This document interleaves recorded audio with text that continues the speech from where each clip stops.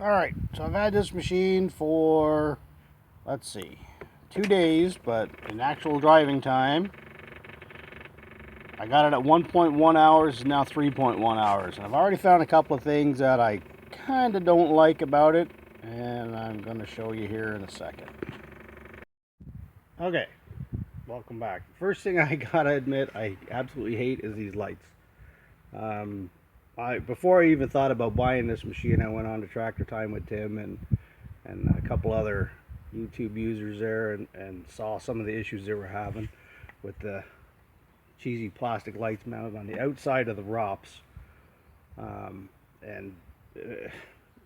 the cost of these things, it's amazing that they didn't re-engineer this and make it a little bit more secure. Now I know they sell a guard that goes around. It's just a piece of flat bar, but if you look at Tractor Time with Tim, you'll see that he even with those, he still managed to bust it, because if something goes in front or back, it's still going to break these things off. They're just plastic.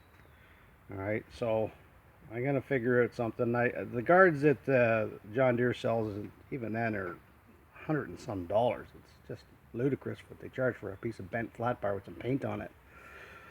So I'm going to see what I can figure out about that. Alright, the other thing that really bugged me, and I even told the salesman it's embarrassing that they put something like this on a tractor of this quality. This pathetic excuse for our toolbox. It looks like something my kids would have bought at Walmart. Like, it's... I don't know how John Deere can put a machine together like this and then throw something as flimsy and cheesy as this on here. I don't think that will last me a week before I bust it.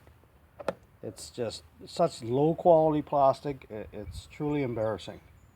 So it's just held on with 2 bolts, and I think I'm going to get rid of that right away. Maybe I'll give it to the kids to play with, because that's about all it's in my mind it's worth. So those are the 2 things I'm going to be changing here. I haven't even had the tractor a week yet. Okay, so I went ahead and unbolted this thing. And if you look at the bottoms, you can see just the washers alone and the bolts have started to damage it. You can see where the plastic's turning white. It's already been under stress and it's all warped already, just from sitting out in the sun. So I think my suspicions were correct about this thing. I do not like it.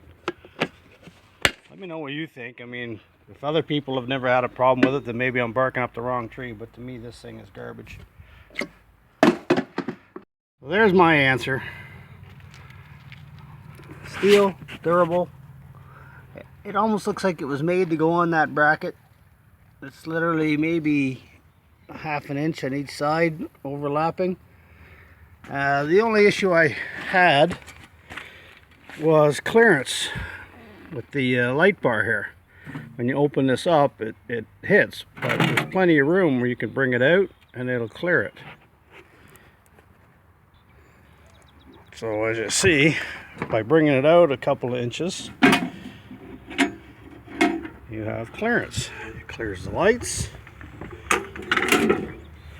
This is rustier than heck because it's been open and left in the garage forever, but I'll clean that up, drill a couple of holes, and try bolting that on there. I think that'll serve me way better than that plastic one. You see, it doesn't come out near as wide as the tire, so it's no more chance of impacting that than that plastic one. And if you bend this, you just straighten it back out. I'm going to go mark some holes here underneath and look at drilling that thing. Alright, there we have it. Holes are drilled. Real easy again. I just marked them from underneath, right through the holes that were in the bracket. Just a matter now of using your same bolts that came with it. Putting them right back in the same holes. Didn't have to touch the bracket, so they technically haven't modified the tractor in any way other than removing the old one and putting that on. So let me just go underneath. I'll tighten those nuts up and show you the finished product. And there you go. my new toolbox. I ain't even gonna paint it because it looks cool like that. I mean, you could paint a John Deere green, but what's the difference? So, those unfamiliar with ammo cans, these things are basically air and water tight. They have a rubber seal along the inside that fits on the lid, and provided the can hasn't been damaged, you can safely put your cell phones and tools and stuff in there while you work in the rain, and it'll be dry. Say there, I drilled the holes, put the same hardware washers and everything in. If you're working and you want, lids come off just like that, out of the way.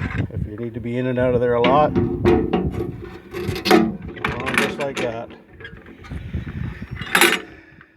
Does not interact with the lights, even with the little lever up. Struggling here with one hand.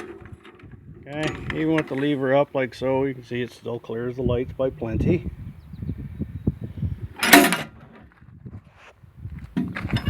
And that thing will be there forever. And the flexing you see is not the can, that's the bracket.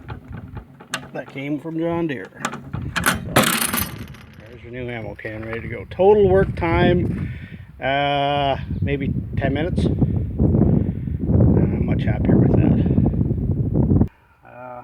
Next thing after my trusty toolbox project that I was going to look at was the light bar. But I kind of put that one on the back burner for now. I think I got a plan for it, but I just don't have the material. So another thing that bugged me about this, and I'm sure other people have seen it, is this hose for the backhoe. The way they have it routed, you're forced to stand on the thing and step on it. So what I'm thinking, the 3-point arms is currently up as high as it can go. There's the lever all the way back. It doesn't go any higher than that. So I've got some room back here. This part of the hose where it comes out behind the tire, another genius design really when you think about it. No mud will ever come up here and hit that, or you know, if you get a clump of sod someday in really muddy conditions and it comes up, it's going to damage that. It doesn't make sense. So what I'm thinking is if I can loosen that, turn this elbow so that it's inside of here. The dogs all come over to visit. Puppies and pugs and whatever. So if I could turn this on an angle just inside the ROPS here, clear this connector, and route it over the 3-point lift arm where it won't get damaged, I think I'll still be in good condition. I see no other clearance issues that could be a problem. I'm going to just muck around and see it and try it and see how it works out. This might be a bad idea, but we'll figure it out here. Step 1 seems to have worked just fine. I loosened that collar right there. It's a little bit tricky with the tire, so I had to do it on a bit of an angle, but it's not super tight. And spun it around. You have to take it all the way off because it won't clear this. No biggie. And yeah, I mean, that's still plenty of room, easy to get at. It's now clear. It's still within the ROPS, so nothing's going to come out here to hit it. And I'm just going to muck around with some routing and see how this works. Well, there you have it. I would call that a win. Line's on, no problem. Still easy to get to. This line routes up over the arm. Just sits in here behind the cross piece on the ROPS. This is not actually touching, but it looks like it is, but it's not. And even if it was, I don't think... Yeah, that's not going to cause anything. Hoses are now out of the way, clear of the platform.